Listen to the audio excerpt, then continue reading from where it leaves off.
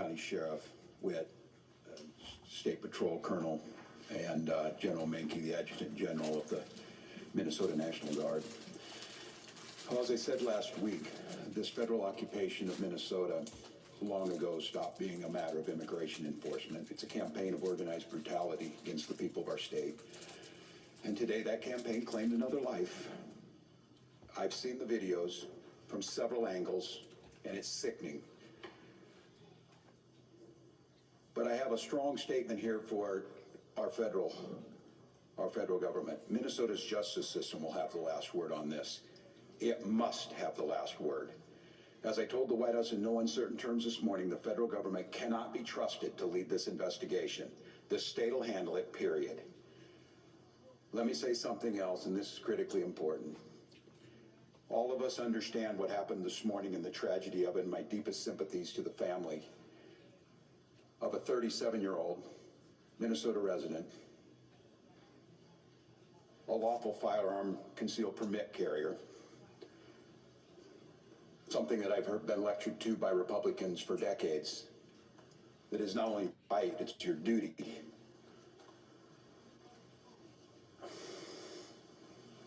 We know that the potential to further inflame tensions is high, and to Minnesotans, there's a difference. We want calm and peace and normalcy back to our lives.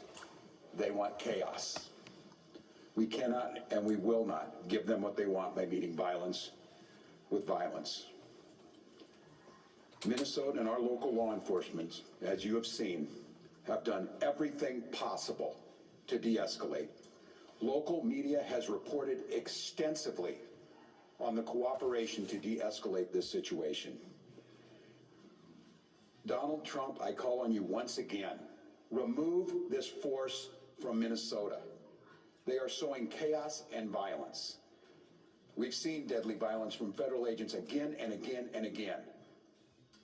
But in contrast to that, on these frozen streets, what you witnessed yesterday was the best of Minnesotans, peacefully exercising their First Amendment rights. And I attended in the church basement hundreds of Minnesotans from all faith packing care packages for families that have been ripped apart. Despite the horrific acts by this federal government, Minnesotans are standing up for the rule of law. They're protesting loudly and urgently, but peacefully. It must stay that way, Minnesota. Minnesotans are witnessing, and we're creating a log of evidence for the future prosecution of ICE agents and officials responsible for this. They're helping their neighbors, they're walking their kids to school, they're feeding families. I salute their courage and their restraint, and I call on all Americans to see the decency that this state is exhibiting and the horrific cruelty, unprofessional, absolute abomination that is passing for what these ICE agents are doing on our streets. They think they can provoke us into abandoning our values. Well, they're dead wrong. We'll keep the peace, we'll secure the justice with our neighbors, and we'll see this occupation ends. Minnesotans and Minnesota law enforcement that continuously is being denigrated by this administration will continue to be the adults in the room, the professionals in the room, the decent human beings in the room that will keep the peace. With this, I'd like to turn it over to the Department of Public Safety Commissioner Bob Jacobson to update you on the situation as we know it.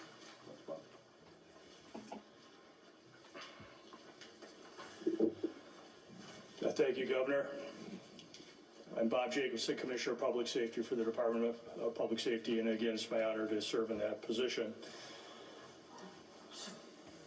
A man was shot and killed this morning in Minneapolis. I want to pause and remember what cannot get lost in this moment. A man died.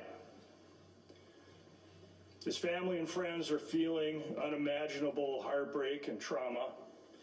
And I know Minnesotans and I know our community will rally around this man's family and friends to support him. I also understand clearly that people are upset. They're scared, they're confused. I want to assure you that this state's public safety officials and our local law enforcement partners are doing everything in our power to get answers, to help return a sense of normalcy back to our communities.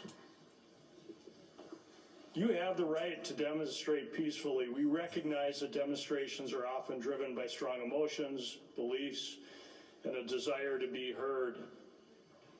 But please, please remain peaceful. And I want to say it again because it is important and it is critical. Peacefully demonstrate.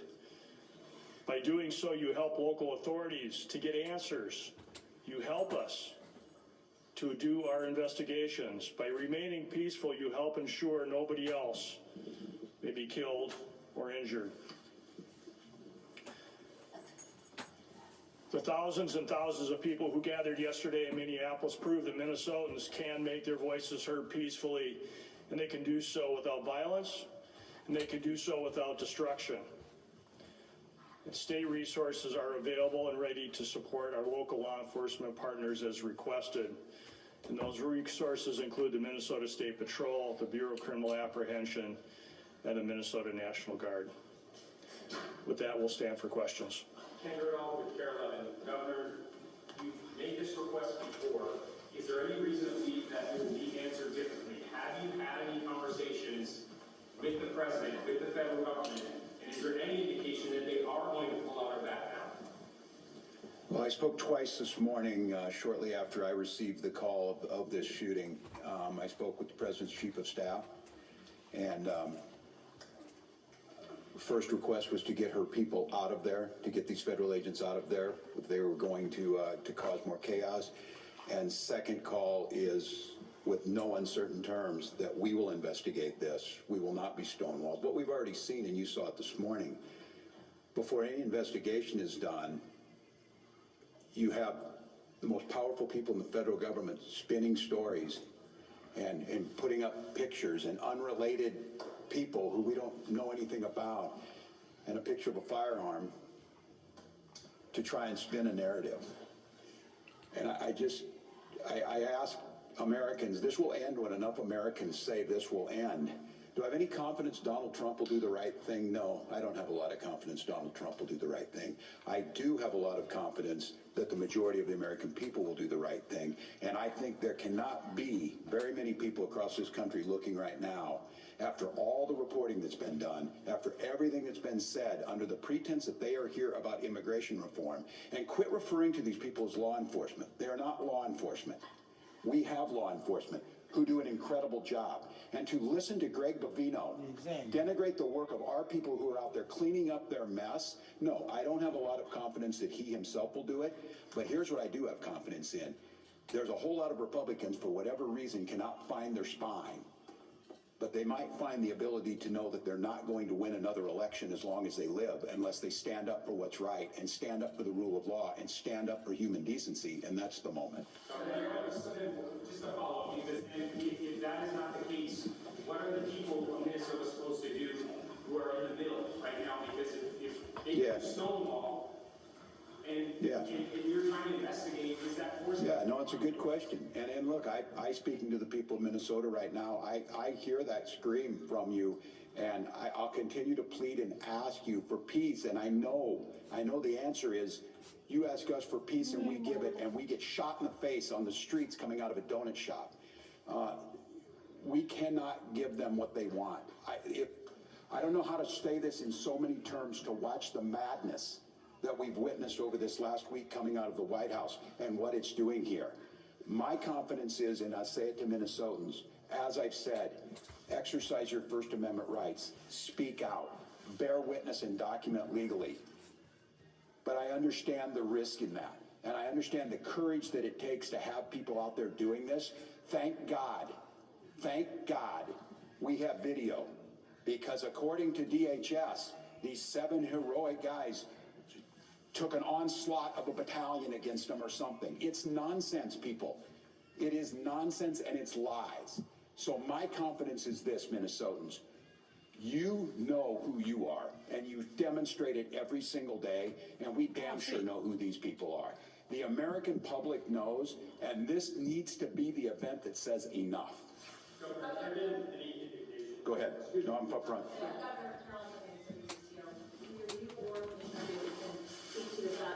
Talk about we don't trust the federal government to handle this investigation.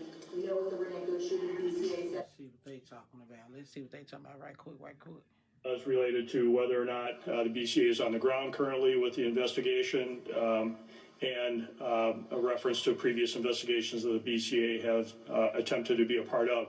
What I'll tell you right now is that we no longer have BCA agents or public safety, state patrol, or Minneapolis on the ground at that crime scene. Is that an instruction by the federal government, or did you pull your agents out? What I will tell you, and not to get further into the investigation, but DHS pulled out of the scene, leaving that to Minnesota State Patrol, Minneapolis. We did not have enough resources to be able to hold that ground safely, and we had to leave that scene because of the number of people that were available and the safety of those in the public and the safety of our teams.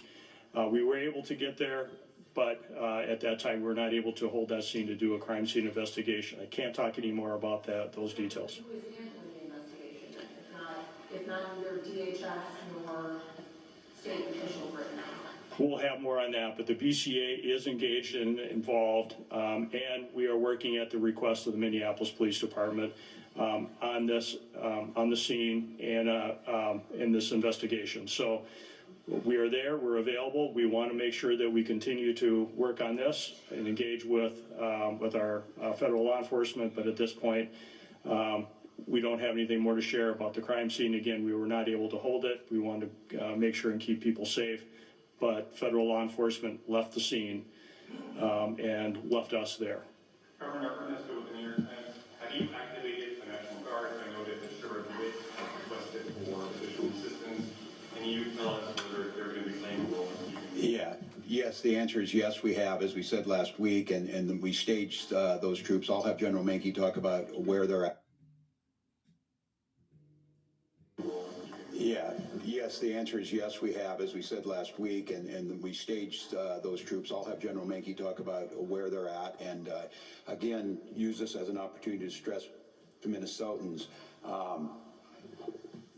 the frustration you have, and as you saw this, they killed a man, created chaos, pushed down protesters, threw gas indiscriminately, and then left the scene, and then we're left to clean up. I understand the anger. I understand trying to parse who were the law enforcement on the scene when you got there after a man was killed is difficult for folks who are out there. But I can't stress enough, our goal, and I'll have General Menke talk about what the role of these Guard troops are in conjunction with incredible work from the Hennepin County Sheriff's Office, from mutual aid across, and of course the State Patrol, of trying to get to the point where what we're saying is we can handle this and Minnesotans can express their First Amendment rights and have our folks on the streets and get these people out of here. And so, John, if you want to talk a little bit, but the answer is yes, there's activated. He can talk to you about numbers. You said that they're activated different than having been stated. Yeah.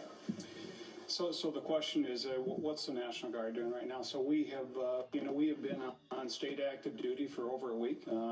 So we've had soldiers prepared in the metro area to respond in a much rapid manner than if they were not mobilized. So we have a request from the Hennepin County Sheriff to support them, and that is to help them free up additional resources for other work that they need to do. And we have started coordinating with them this morning on that, and that first area of support will be assisting them with their requirement to provide security to the Whipple building.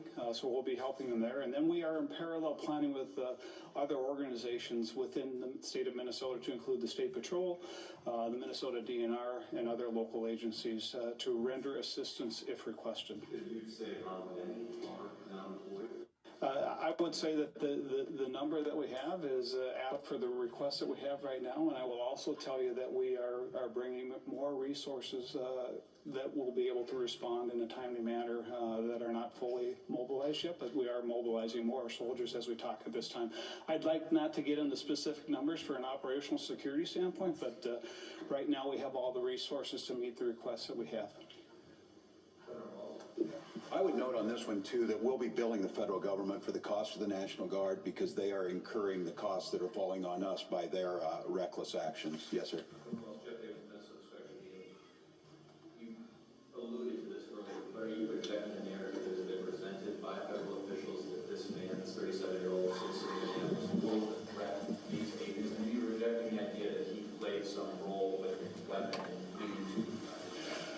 projecting the rush to judgment within 15 minutes of this, which they did last time, that's why you need to have a fair investigation.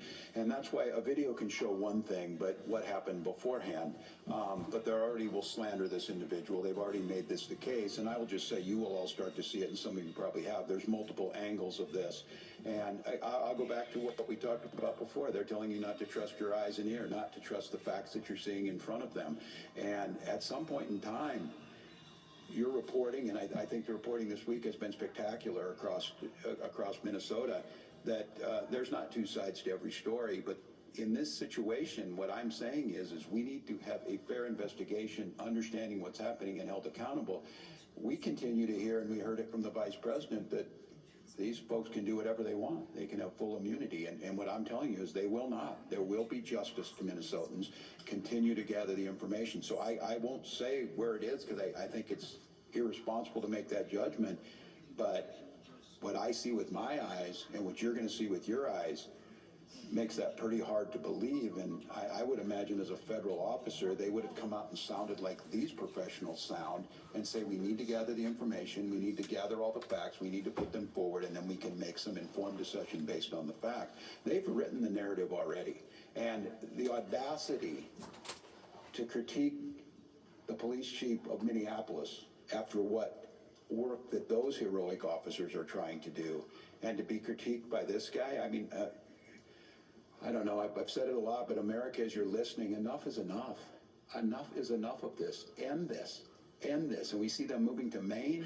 If you're in Boston, you're in Chicago, you're in Philly, you're in Miami, it doesn't matter. We can't live like this. Our children are in trauma. A 5-year-old, you saw the picture, the bunny hat and the Spider-Man. Is there not like some narrative to throw around, to parade around in some coat you had made and act like you're a tough guy or whatever? These are people's lives, and we have rule of law. So I'll let the investigation play itself out. We will do our best to find it, but I don't know, you kill a man and then you just leave your law enforcement, you just leave it. Is there a single case in American history where you just like walk away and say, I guess that just happened and we're not going to clean up our mess? I'm proud of Minnesotans. I'm proud of law enforcement here and our partners, and we'll get to the bottom of it. I think we have time for another one. So, yes, ma'am.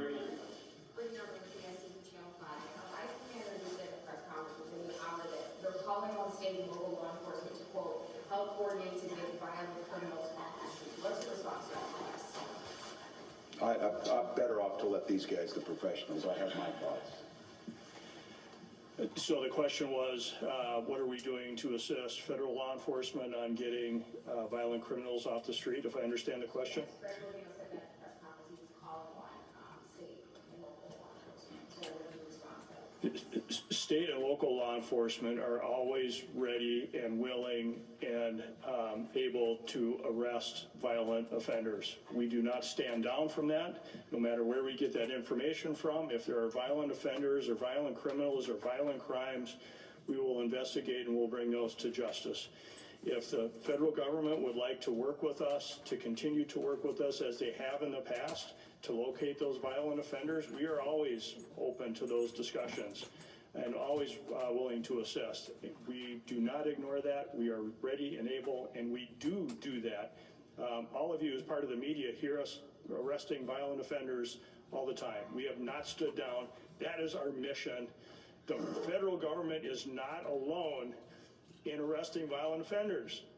State and local law enforcement does that every day at great risk to their life, at great risk to the community. We do it because we want a safe Minnesota, and the federal government is not the only one to do that.